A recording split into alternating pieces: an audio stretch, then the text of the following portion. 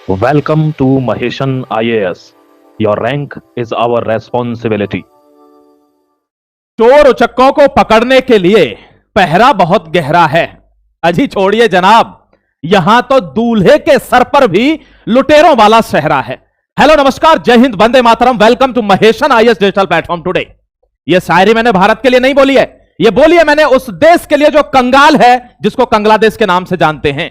बहुत ध्यान से आर्टिकल को समझिएगा, क्योंकि इसमें कई चीजें ऐसी लाया हूं जो यूजुअली नहीं मिलेंगी। दोस्तों, आपको पता होगा आजकल क्या चल रहा है। मैं बहुत दिनों बाद आया हूं, माफी आपसे मांगता हूं। अब चूंकि देश में मना कर दिया है बाहर जाने के लिए, हमको अपने देश को सपोर्ट करना है। जितने भी लोग हैं, मैं आपसे भी कहूंगा कि आप भी इस चीज में सपोर्ट करें, क्योंकि देश पर जब ऐसा नहीं है पहली बार संकट आया है। इंदिरा गांधी के समय पर भी आया था, मनमोहन सिंह के समय पर भी आया था, और सेम चीज आप याद करिए ना, 2013 का बयान कैबिनेट जो है इनका वित्त मंत्री जो थे उस समय पर, चिदंबरम, उन्होंने कहा था कि सोना मोना मत खरीदिए। तो देश पर ऐसे जब हालात आते हैं, सारा ब्यौरेवार मैं आपको बताऊंगा। अब आया हूं तो आगे वीडियोस में बताता चलूंगा, लेकिन जो मुख्य खबर है उसको आज कंट्रोल करने वाला हूं। थोड़ा सा बाहर गया हुआ था, इस वजह से एक हफ्ते से कोई वीडियो नहीं आया, क्षमा चाहता हूं। फिर से उसी जोश और खरोश के साथ मातृभूमि के लिए आपके लिए समर्पित हूं। यहां देख लीजिए, एक आपको फोटो दिख रहा होगा, अगर समझ में आ रहा है तो अच्छी बात है, नहीं आ रहा है तो मैं समझा रहा हूं। ये वो है कि पिछली रात बांग्लादेश से गलती से कुछ लोग कुछ ड्रग्स लेकर भारत में घुसने की चेष्टा कर रहे थे, और ये लेजर बाउंड्री है जो आजकल बीएसएफ लेकर चलती है। झंझन झंझन पैरों में क्या हुआ, पैरों में झंझनाहट हुई और गीला हो गया मामला, क्योंकि उनको तो अंदाजा ही नहीं था कि अब भारत किस लेवल पर सुरक्षा में जा चुका है। ऐसा हमने क्यों कर रखा है, उनको पकड़ा, उनको पकड़कर खातिरदारी की। अब वो बताएंगे मैं क्या करने जा रहा था भारत के अंदर। पहले ऐसा नहीं होता था। यहां देखिए, अब मायने बदल गए हैं भारत के। यहां क्या हो रहा है, देश की आन बान शान और सीमा की सुरक्षा पर किसी भी दबाव में कोई समझौता नहीं किया जाएगा। यह भारत का अल्टीमेटम है। एक बात और आपको कहना चाहूंगा आगे बढ़ने से पहले, कि कुछ लोगों के मन में सवाल जरूर होंगे कि यह क्या हो गया, ऐसे कैसे मना कर दिया, पेट्रोल डीजल दाम बढ़ रहे हैं। आपका जो भी प्रश्न होगा मेरे जाबाज साथी, आप मेरे भाई हो, अगर मुझसे बड़े हो तो पूजनीय हो, आपसे रिक्वेस्ट करता हूं कमेंट में अपना कमेंट लिखना। मैं अगले वीडियो में हर एक प्रश्न का उत्तर उसी जोशो खरोसी के साथ आपको दूंगा, आपको बताऊंगा। क्यों? क्योंकि आप अगर एक कहीं देखकर अगर अपना मन बना लेंगे तो इसका मतलब यह है कि भारत से प्रेम नहीं है। आपको हर एक चीज की जानकारी होनी चाहिए। देश में अगर कोई इधर उधर घूमता है, भारत की सरकार को टैक्स मिलता है। अगर कोई फ्लाइट बाहर जाती है, भारत की सरकार को टैक्स मिलेगा। कोई सोना खरीदता है, वहां के थ्रू होकर गवर्नमेंट को टैक्स मिलेगा। यानी इसमें तो गवर्नमेंट का फायदा है। फिर इस चीज को गवर्नमेंट मना क्यों कर रही है? अपने फायदे में कौन नुकसान देखेगा? ये सारी चीजें आपको समझा दूंगा। अगर प्रश्न है तो, अगर आपके समझ में आता है तो बहुत अच्छी बात है। चलिए आगे बढ़ता हूं। देखिए, भारत का बांग्लादेश का इलाज करना होगा। कमेंट में आप भी लिखना, आपसे एक कमेंट चाहता हूं कि बांग्लादेश का इलाज करना है कि नहीं करना है। करना पड़ेगा भाई साहब। एक तो आदमी कंगाल, ऊपर से सीना चोरी। देखिए एक बार, यहां हमारा बांग्लादेश के साथ बॉर्डर, एक तो हमारा लैंड बॉर्डर लगता है, आपको बता देता हूं, जमीनी। हमारा पानी वाला बॉर्डर भी है वहां पर, जहां हम फेंसिंग नहीं कर पा रहे हैं, और हमारा पहाड़ी बॉर्डर भी है। आपने देखा होगा ऊपर आसाम मेघालय की साइड, तो हमारा यह वाला बॉर्डर भी इससे लगता है। तो किसी भी रूप में हम समझौता नहीं कर सकते हैं देश की सुरक्षा के साथ। Clear ultimatum. अब आगे बढ़ रहा हूं, देखते जाना आप। सारी फिल्म आपको क्लियर करूंगा कि भारत किस लेवल पर तैयार है। कभी भी ध्यान रखना, दुश्मन आपको डायरेक्ट नहीं मारेगा, वो पीछे से घात लगाएगा। और पीछे से घात कैसे लगाएगा, ये देखिए। ये भारत है, S-400 खरीद रहा था उस समय। अमेरिका ने खूब पैर बांधने की कोशिश की थी। आपको एक चीज और समझाऊंगा आज। काटसा, देखिए यहां मैं लेकर भी आया हूं काटसा। ये जैसे अमेरिका टैक्स लगाता है ना लोगों पर, जैसे टैरिफ लगाता है, हमारे ऊपर लगा दिया, वैसे ही ये हथियारों के मामले में काटसा है। अब काटसा क्या है, यह समझ लीजिए कि जैसे कुछ कंट्रीज हैं, जैसे मान लो रूस है, रूस से हम कोई हथियार खरीद रहे हैं, समझ के चलना, समझना जरूरी है। रूस से भारत अगर हथियार खरीद रहा है तो रूस पर सैंक्शंस लगाए हुए हैं अमेरिका ने। तो अगर भारत उससे हथियार खरीदता है तो भारत पे भी सैंक्शंस लगेंगे। यही है काटसा, समझ गए?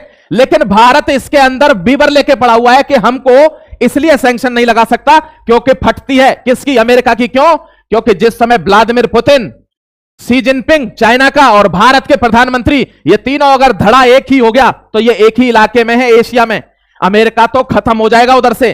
तो इधर रशिया से तो उसकी दुश्मनी रहती है ही, चाइना को काउंटर करने के लिए उसको भारत की जरूरत है, इसलिए भारत को रोकेगा नहीं। इसलिए हमने S-400 ले लिया। अब हम क्या ले रहे हैं? S-500। आप जानकर चकित रह जाएंगे कि S-500 क्या है मेरे दोस्त। ये 200 से 300 किलोमीटर तक मार रहा था, लेकिन ये 600 किलोमीटर की रेंज है इसकी। 600 किलोमीटर की। ध्यान करिए, आप कहां जाकर मार देगा, मतलब हमारा पाकिस्तान से बॉर्डर जो है वो मैक्सिमम 200 से 250 किलोमीटर के अंदर है। अब इसकी रेंज ही 600 किलोमीटर है, यानी हम पाकिस्तान के किसी भी एयरक्राफ्ट को उसके घर में घुसकर खड़े हुए को तोड़ सकते हैं। खत्म।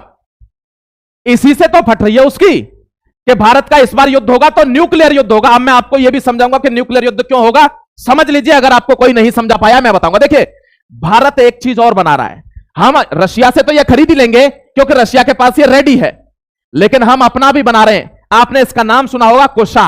कुशा प्रोजेक्ट के अंदर हम अपना इंडिजीनियस अपने घर में बना रहे हैं और इसकी 3 लेयर होंगी, मार्क 1, मार्क 2, मार्क 3, यानी 150 किलोमीटर तक, उसके बाद 250 किलोमीटर तक और उसके बाद 350 किलोमीटर तक। इसी को सुदर्शन के अंदर लाना है, यानी मल्टी लेयर डिफेंस सिस्टम कि चाहे पाकिस्तान की कोई भी मिसाइल, कोई भी एयरक्राफ्ट भारत में एंट्री नहीं कर सकता, उसकी औकात के बाहर हो जाएगा मामला।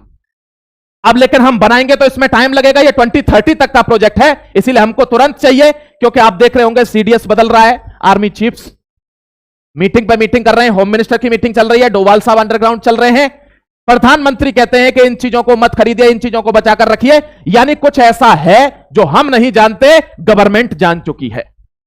बहुत बड़ा कुछ है, इसको हमको समझने की जरूरत है मेरे प्यारे भाई, अगर हम देश से प्रेम करते हैं तो कुशा हमारा प्रोजेक्ट है। कुशा M1, M2, M3 ये वो डिफेंस सिस्टम है जो हम खुद बनाएंगे। तो काटसा के अंदर जब हम S-500 लेंगे तो हम पर सैंक्शन नहीं लगाएगा अमेरिका, क्योंकि उसको चीन को भी टैकल करना है, काउंटर करना है। अगर हमें भी चीन की तरह ट्रीट करेगा तो फिर तो पूरा ये धड़ाई उससे अलग हो जाएगा, तो उसकी मजबूरी है, भारत से टच नहीं करेगा। ध्यान रखना। देखिए, एक और सबसे बड़ी खबर आपके लिए लेकर आया हूं, आपका दिल खुश हो जाएगा। इसका नाम है Sukhoi 57E, 5th generation fighter aircraft. दोस्तों आप ध्यान रखिए, हमारे यहां पर जो AMCA वाला प्रोजेक्ट चल रहा है वो थोड़ा धीमा चल रहा है, क्योंकि डिफेंस में बहुत पैसा चाहिए। भारत अभी भी डिफेंस के खर्चे में बहुत पीछे है। क्यों? क्योंकि नेता फ्री का पैसा बांट रहे हैं, फ्री भी बांट रहे हैं। अगर आप इस फ्री के पैसे को जो बांट रहे हैं, 8 ग्राम सोना वहां दे दूंगा, वहां लाडली बहन योजना दे दूंगा, अगर इसको बंद कर देंगे तो यह पैसा जवानों के लिए, भारत की सुरक्षा में, डिफेंस में आएगा। और फिर हम देखते हैं कौन हमको टच कर पाए। बांग्लादेश जैसे टुच्चे हमसे अगर जवान लड़ा जाते हैं, इसका मतलब क्या है, वो जानते हैं कि कहीं ना कहीं कमी रह रही है। अब आपको दिखा देता हूं। देखिए, हम सुखोई 57 लेंगे, एयरफोर्स ने कह दिया है कि हम पहले चलाकर चेक करेंगे, डायरेक्ट नहीं लेंगे। इतना कंफर्म है कि ये राफेल से एडवांस है, राफेल से तगड़ा है ये। लेकिन हमारे हथियार जो है वो इसमें फिट आते हैं कि नहीं, ये सारी चीजें हम चेक करने के लिए देखेंगे और एयरफोर्स चेक करने के बाद ही इसको लेगी। अब सुखोई 57 हम ले रहे हैं, S-500 हम ले रहे हैं। हमारी जो ये न्यूक्लियर स्ट्राइक कैपेबिलिटी है 2025 में, देखिए तारीख पड़ी हुई है यहां पे 24 दिसंबर 2025, पाकिस्तान के बंकर की फट गई थी। इसको देखकर हमारी न्यूक्लियर सबमरीन जो स्ट्राइक कैपेबिलिटी है उसको देखकर, इसीलिए इसने एक घिनौना खेल खेला। क्या खेल खेला, मैप के थ्रू समझाऊंगा, बहुत ध्यान से समझिएगा क्या खेल खेला। ये देखिए, explosive leak, Pakistan asked China for nuclear second strike capability against India, here is why Beijing refused. चीन के पास जाता है आसिम मुनीर और वहां जाकर कहता है कि हमको तुमसे 3 चीजें चाहिए। गब्बर सिंह, गब्बर सिंह कौन है, ये रहा, इसको कहता है हम तुमसे 3 चीजें मांगते हैं और ले लीजिए तमाम हमारी जितनी भी जायदाद है, हमारे गुलामों का यूज कीजिए, हमारी जमीन का यूज कीजिए, हमको भी खैरात में मिली थी भारत से, हम तुमको दे देते हैं, यूज करिए इसका। भिखारी भीख देने का ड्रामा कर रहा है, भीख में हमसे लेके गया पूरा देश और आज दूसरे को भीख देने की बात करता है। औकाते पाकिस्तान देखिए, ये बंदा, ये तो फिर बेकार है, इसका तो मैं क्या ही जवाब दूं। जो आसिम मुनीर है वो जाता है इसके पास, इससे 3 चीजें मांगता है। सुनिए कौन कौन सी चीजें, अगर ये चीजें आप जानेंगे तो आपको इतना कंफर्म हो जाएगा कि दरअसल भारत पाकिस्तान में चल क्या रहा है, ये युद्ध न्यूक्लियर तक कैसे पहुंचेगा। इसने कही इसको जाकर कि सबसे पहले तो आप जो हमारा CPEC वाला ये है, इसके लिए गारंटी दीजिए कि भारत कल को आक्रमण करता है तो आप इसमें सुरक्षा देंगे। तो चीन ने कहा मेरा अरबों डॉलर इसमें रुपया लगा हुआ है, सुरक्षा दूंगा, कोई दिक्कत ही नहीं है। ओके हो गया, पहला पॉइंट डन। दूसरे पॉइंट पर यह कहता है कि अगर मैं आपके साथ आता हूं, आपकी तरफ पूरी तरीके से आपके जूतों को चाट जाता हूं, गुलामी स्वीकार कर लेता हूं, तो क्या कल को अगर यह बात अमेरिका को पता चलती है, क्योंकि पैसा मैं वहां से भी खा रहा हूं, दलाली मेरा पैसा है, अब अगर यह बात अमेरिका को भी पता चल जाती है तो वो मेरे पर सैंक्शंस लगाएगा, और वो मेरे पर सैंक्शंस लगाएगा तो ऐसी स्थिति में वो मेरे पर अटैक भी कर सकता है। क्या आप रक्षा करेंगे, बचाव में आएंगे? चीन ने क्या कहा कि अमेरिका हमारा दुश्मन है, डन, हम बचाव में आएंगे। चीन तो डर ही नहीं रहा किसी से, लेकिन तीसरी बात पर डर गया। तीसरी बात में पाकिस्तान कहता है चीन से कि मुझे भारत के खिलाफ ग्वादर पोर्ट पर सेकंड न्यूक्लियर अटैक कैपेबिलिटी चाहिए आपसे। अब आप कहेंगे सर ये सेकंड न्यूक्लियर अटैक कैपेबिलिटी क्या है, मैं बताता हूं, समझिए ना बात को, इसीलिए समझा रहा हूं। देखिए ये मान लीजिए कौन है, ए है, मैं इंडिया ही लिख देता हूं, चलिए ये इंडिया है और ये है दलालिस्तान यानी पाकिस्तान। अगर भारत ने इस पर अटैक किया, इसके जैसा कि हमने ऑपरेशन सिंदूर में किया नूर खान में, नूर खान तबाह हो गया, अब नूर खान को हम दोबारा अगर अटैक करते हैं, इसके न्यूक्लियर फैसिलिटी पर अटैक कर देते हैं तो आधा देश बर्बाद हो जाता है। उसके बाद यह देश फिर भी इस पर अटैक कर पाए, वो भी न्यूक्लियर से, वो होती है सेकंड अटैक न्यूक्लियर कैपेबिलिटी। यानी हम पर अटैक हो गया, उसके बाद हम कैसे अटैक करें। और जो न्यूक्लियर सबमरीन्स होती हैं, कोई भी देश नहीं जानता है कौन से देश की कहां चल रही है, कहां से अटैक होगा। इसीलिए यह क्या चाह रहा था कि चाइना जो है वो दोस्तों कहां आ जाए। देखिए मैं मैप के थ्रू समझाता हूं आपको एक बार, इस चीज को मैप से क्लैरिफाई होगा। ये देखिए यहां है ग्वादर पोर्ट, यहां इसने कहा था मैं ग्वादर पोर्ट को आपको दे दूंगा, यहां पर अपना आर्मी बेस बना लो। अमेरिका को नहीं बोला, किसको बोला, चाइना को, कि आर्मी बेस बना लो, यहां से हम सीपैक से जुड़े हुए हैं, यहां आर्मी बेस बना लो, बस मुझको यहां एक न्यूक्लियर सेकंड क्लास मतलब सेकंड अटैक कैपेबिलिटी वाली सबमरीन दे दो, जिससे भारत पर अगर मेरे ऊपर कोई भी अटैक यहां से होता है तो मैं तुरंत भारत पर यहां से अटैक करूंगा, पानी में से, अरब सागर में से। इस कुत्ते की औकात हम जानते नहीं है क्या, भारत को हल्के में ले रहे हो आप। इसने ये वहां पर कहा चीन से, और चीन की चिरकर चार हो गई कि नहीं वो सारी चीजें कर दूंगा जो तूने पहले बोली है, ये चीजें नहीं कर सकता हूं, भारत से टक्कर नहीं लूंगा। क्योंकि भारत ने क्या कर रखा है बताऊं, यहां देखिए यह है अंडमान एंड निकोबार, भारत यहां बैठा है, स्ट्रेट ऑफ मलक्का को ऐसा चोक कर देगा कि भूखा मर जाएगा, ये भूखा। भारत का बहुत से लोग भारत को हल्के लेते हैं, भारत में ही रह रहे हैं, यहीं का खाते और भारत को हल्के में ले लेते हैं। इतने हल्के नहीं है हम। भारत की जो न्यूक्लियर सबमरीन्स हैं जो मैंने अभी आपको दिखाया था, वो कहीं से भी अटैक कर सकते हैं, किसी पर भी, किसी को नहीं पता। इसी से तो पाकिस्तान चिढ़ चुका है, उसको यही तो लग रहा है कि अब मेरा होगा क्या, क्योंकि मेरे पास तो चाइना ने भी मना कर दिया सेकंड क्लास की वो देने के लिए। देखिए एक आदमी दिखा देता हूं आपको, ये भी आपको देखना जरूरी है, दल्लाई है एक, कहां का है ये है बांग्लादेश का, इसका नाम है नसरुद्दीन पटवारी। अबे पटवारी, देखिए नसरुद्दीन पटवारी ने हल्ला मचाया हुआ है कि जो बीजीबी है यानी बांग्लादेश गार्ड बॉर्डर वो जो फोर्स है उसके, आपने देखा होगा भारत की बीएसएफ ने अभी 6 लोगों को ऑलमोस्ट उड़ा दिया है जो तस्करी के लिए इधर उधर आ रहे थे। आपको पता नहीं होगा, हम लोग इस तरफ रहते हैं, बंगाल के बॉर्डर से बांग्लादेश में गाय, ड्रग्स, अंधाधुंध नोट, नकली नोट, ना जाने क्या क्या तस्करियां होती हैं, अब एकदम चौक हो गई हैं। तो वहां जो स्लीपर सेल बैठे हुए हैं बांग्लादेश में और जो बंगाल में फंसे हुए हैं उनके गुर्गे, उनका रहना दुर्लभ हो रहा है, क्या करें। मैं आपको भी दिखाऊंगा, 500 लोग तो हावड़ा के रेलवे स्टेशन से पकड़े गए हैं। 500 लोग क्या लगा रहे थे, कोई भल्ला लगा रहा है, कोई पापड़ी लगा रहा है, कोई कुछ लगा रहा है, और काम किसके लिए कर रहे हैं, बांग्लादेश के लिए। अब इनको खोजना तो पड़ेगा ना, ये किसका काम है, ये मेरा काम है, आपका काम है, हमारी फोर्स का काम है, इनको निकालना है भाई। ये खा गए देश को चूस चूस के। ये बंदा भड़का रहा है बांग्लादेश की आवाम को, कह रहा है कि जो बीजीबी है ये भारत की फोर्स के साथ काम कर रही है, उनके नैरेटिव पर काम कर रही है, बांग्लादेश के लिए काम नहीं कर रही। इससे क्या होता है, इससे बांग्लादेश की सरकार पर प्रेशर बनता है और सरकार को यह बताया जाता है कि सरकार गलत कर रही है, तो सरकार या तो भारत के खिलाफ एक्शन ले और या अपनी फोर्स के खिलाफ एक्शन ले। तो दोनों में कौन फंस गया, तारिक रहमान उनका प्रधानमंत्री। तो उसने क्या किया, जल विवाद वाला मुद्दा उठा दिया कि अब भारत से हमारे रिलेशन तभी रहेंगे जब हमें गंगा का पानी मिलेगा, तीस्ता का पानी मिलेगा। अबे उल्लू के पट्टे, भारत पानी बांटने की मशीन है क्या। पता है क्यों हो रहा है ऐसा, क्योंकि भारत जम्मू कश्मीर के अंदर जितनी भी इंडस रिवर्स हैं, इन सारी रिवर्स जो ट्रिब्यूटरीज है, इन सब पर डैम बना रहा है। आपने देखा नहीं नीदरलैंड में इंटरनेशनल कोर्ट क्या कहता है हमसे कि ये तो गलत कर रहे हो तुम, तेरे कहने से करेंगे है। ये देख लीजिए यहां पर ये जनता जो है वो भारत के खिलाफ हो रही है, कहां, बांग्लादेश में। तो अब इस समय पर ये इंडिया वर्सेस बांग्लादेश हो रहा है। अब आप कहेंगे सर ये बांग्लादेश इतना क्यों चल रहा है, इसको क्या ऐसी दिक्कत पड़ रही है, आप थोड़ा जियोपॉलिटिकल सिनेरियो से बताइए।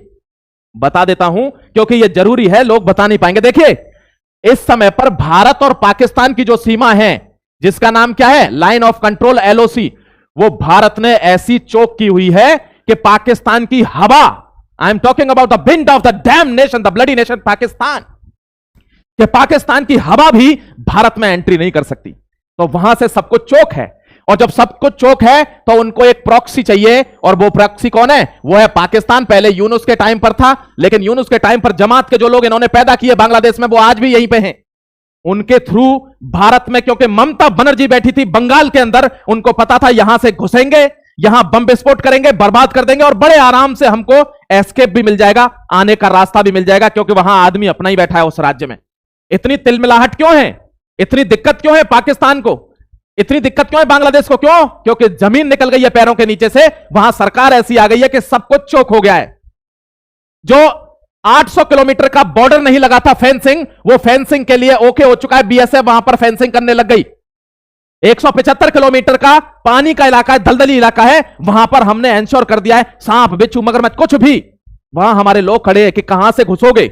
वहां से घुसना था पाकिस्तानी आतंकवादियों को बांग्लादेशी घुसपैठियों के साथ मिलकर। ये सारे मंसूबे धरे रह गए। अब इनके बारे में लोग जानते नहीं। लोग क्या कह रहे? सिलेंडर महंगा हो गया। कहां महंगा नहीं हुआ है? कौन सी जगह है जहां महंगा नहीं हुआ? लेकिन जो ये प्रोपेगेंडा लेके बैठे हुए हैं कुछ लोग भारत के खिलाफ, मैं बहुत से लोग हैं, इन कितनों के नाम लूंगा, आप घुन को गिन नहीं सकते। वो दीवार में लगता है, दरवाजे में लगता है, सोफे में, कुर्सी में, आप उसको गिन नहीं सकते वो कितना है। तो ये घुन है जो भारत में बैठकर भारत के खिलाफ काम करता है, और ऐसे समय पर जहां इंटरनेशनल प्रेशर के टाइम पर भी भारत का साथ नहीं देता। आज प्रॉब्लम क्यों है? देखिए, ये वही बंगाल की पुलिस है जिसको थुई थू करी जा रही थी कि ये तो केवल तब काम करती है जब अभिषेक बनर्जी की गाड़ी उसके बंगले से बाहर निकलती है। आज वही पुलिस है।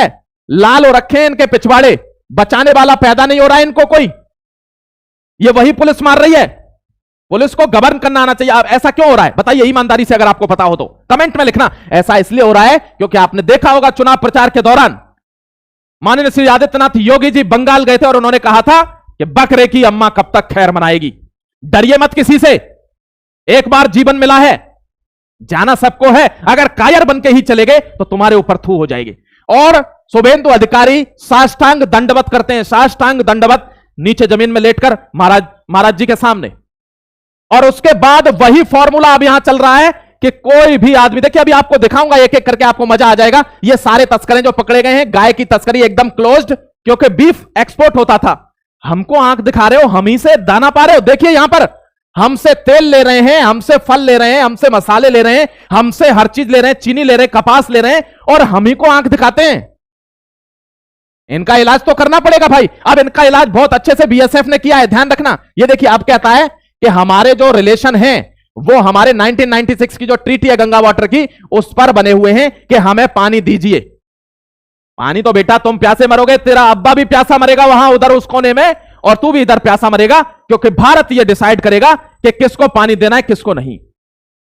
आतंकवादी भेजने से थोड़ी ना काम चल जाएगा, क्योंकि हम पहले अफर्म हैं इस बात पर that blood and water can't flow together. नहीं बह सकते दोनों एक साथ। ये हमसे बिजली हमसे ले रहा है, एक दिन बिजली बंद कर देंगे ना, अंधेरे में मच्छर खा जाएंगे तुमको। तुम्हारी ये औकात है? तो पहले आदमी को गिरेबान में झांक के तब भारत से बात करनी चाहिए। मैंने आपको यह समझा दिया। यही इसके बगल में चाबहार पोर्ट है जो ईरान का है दोस्तों, बहुत बड़ा घमासान इस पर चला हुआ है। सेपरेट वीडियो लेकर आऊंगा, अभी समय नहीं है। सेपरेट वीडियो में आपको बताऊंगा कि इसका क्या पूरा सीन है। यहां देख लीजिए, पुलिस ने अपना काम शुरू कर दिया है। प्रोटेस्टर्स को बोल दिया है, किसने शुरुआत किसने की थी? The one and only Yogi Adityanath साहब। उन्होंने क्या कहा था? ऐसा अल्टीमेटम दे दिया है कि कोई भी आदमी सड़क पर या सार्वजनिक जगह पर या पार्क में नमाज नहीं पढ़ेगा। किसका अल्टीमेटम है? सरकार का अल्टीमेटम है। सेम चीज मैंने कहा था ना, साष्टांग दंडवत किया है तो फॉर्मूला भी वही फॉलो हो रहा है, चाहे बुलडोजर हो, चाहे एक्शंस हो, चाहे रूल्स हो। यहां देख लीजिए आप, इस बंदे ने क्या किया? बंगाल एंड अलाउंस ऑफ इमाम पुरोहित says government focus on education. मदरसों को पैसा जाना बंद हो गया है बंगाल के अंदर। वही बंगाल जहां इनके लिए 5,000 करोड़ की ग्रांट जा रही थी। कमेंट में लिखना, आपसे रिक्वेस्ट है, वीडियो बंगाल तक जरूर जाना चाहिए, जिससे प्यारे बंगाली भाई बहनों को पता चले कि अब काम शुरू हो चुका है, भारत की रक्षा शुरू हो चुकी है। अब जो कॉकरोच हैं जिनके मिर्ची लगेगी थोड़े चिल्लाएंगे, दया में मत आना। यहां देख लीजिए एक बार, अब बंगाल सरकार ने बोल दिया है कि कोई पैसा नहीं जाएगा, ग्रांट नहीं जाएगी इमामों के लिए, पुरोहितों के लिए, या किसके लिए? मदरसों के लिए। एजुकेशन पर फोकस होगा। Yes, education is the key. यहां देखिए, ये पहले ही कह चुके हैं, अल्टीमेटम दिया है इन्होंने। तो ये तो डायरेक्ट अल्टीमेटम देते हैं, ये सबसे क्लियर बात लगती है। बहुत अच्छा लगता है कि आप डायरेक्ट बोलिए जो भी बोला। देखिए ना क्या कह रहे, सड़क पर नमाज नहीं होगी। प्यार से समझा रहा हूं प्यारे बच्चे, अगर समझ जाता है तो ठीक है, नहीं तो जय हिंद वंदे मातरम। समझ गए? ये आपके लिए, इसीलिए मैं समझा रहा हूं ये चीज। अब प्रॉब्लम किसमें हो रही है? इसमें पहले तो छाती चौड़ा कर आते थे, अब अंडरवियर, टावल सब कुछ खुल रहा है। क्यों? क्योंकि तुम तो बहुत पुराने समय से दलाल रहे हो भाई, कुछ ना कुछ तो लेकर ही आ रहे होगे छुपा के। तो अब चेकिंग हो रही है। अब बॉर्डर पर बीएसएफ को यह कह दिया गया कि आपके हवाले है, कर चले हम फिदा जानो तन साथी हो। अब तुम्हारे हवाले वतन साथियों। तो अब ये बॉर्डर की सुरक्षा तुम्हारे हवाले है, तुम देख लेना कौन घुसता है कौन नहीं घुसता। ये सरकार ने साफ अल्टीमेटम दे दिया। ये देख लीजिए, बॉर्डर फेंसिंग 45 दिन के अंदर जो बची हुई बॉर्डर फेंसिंग है उस पर पूरा कंट्रोल बीएसएफ का हो जाएगा। आप बॉर्डर फेंसिंग करिए। यहां मैं आपको बता रहा हूं विदिन 45 डेज, क्योंकि 850 किलोमीटर का टोटल बॉर्डर है जहां पर फेंसिंग रह गई है, 3240 पे हो गई है। 4097 का हमारा बॉर्डर है, सबसे लंबा बॉर्डर है बांग्लादेश के साथ।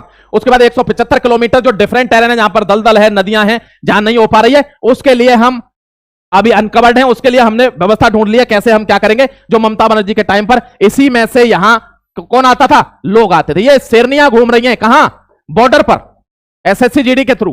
पाकिस्तान डिमांड्स फ्रॉम चाइना, मैंने बताया ना आपको, पाकिस्तान ने चाइना से क्या मांगा कि भारत पर हम सेकंड अटैक न्यूक्लियर कैपेबिलिटी की मांग करते हैं, क्या दोगे क्या। ऐसे करके बाल पकड़ के ऐसे फिर के, पागल है क्या तू उल्लू के पट्टे, ये बगल में बैठा है, तेरी तरह है क्या उसकी आर्मी की या उसकी जो डिफेंस है वो हाईली टैक्टिकल वेपन्स बना चुके हैं। तू तो चाह रहा है हम दोनों लड़के आपस में मर जाएं, तो मुनीर को खर्चा दे दिया उसने, समझ गए। तो इनकी तो यही हालत होनी है, ध्यान रखना। उन्होंने साफ मना कर दिया कि नहीं, भारत के खिलाफ यह सब नहीं चलेगा। अब प्रॉब्लम यह है कि ये जितना नाम बनाना चाह रहे थे उतनी ही बेइज्जती हो गई है। ये नाम बना रहे थे कि हम पीस टॉक करवा रहे, भाई साहब बहुत बड़ा धोखेबाज है ये। देखिए कैसे इसने ईरान के जो, मैं वीडियो नहीं बना पाया हूं ना बीच में, ईरान के जो एयरक्राफ्ट थे वो पाकिस्तान ने अपने घर में रखे हैं और अमेरिका को पता नहीं है। अब अमेरिका को पता चल गया तो अभी डायरेक्ट तो मार नहीं रहा, लेकिन अंदर ही अंदर खा जाएगा इसको, सीआईए खा जाएगी इसको। बहुत गंदी है सीआईए, उनका काम ही यह है मेरे प्यारे दोस्त, ये बात ध्यान रखना आप, ठीक है। अब मैं आपको एक चीज बता देता हूं कि भारत ने स्वीडन के साथ कॉपरेशन कर लिया है। अभी वो बाहर की यात्रा पर गए हैं, लोग कह रहे हैं अरे खुद तो मना कर रहे हैं, यात्रा पे क्यों जा रहे हैं, तो बैठ जाएं घर में, देश चल जाएगा उससे, बैठ जाएं।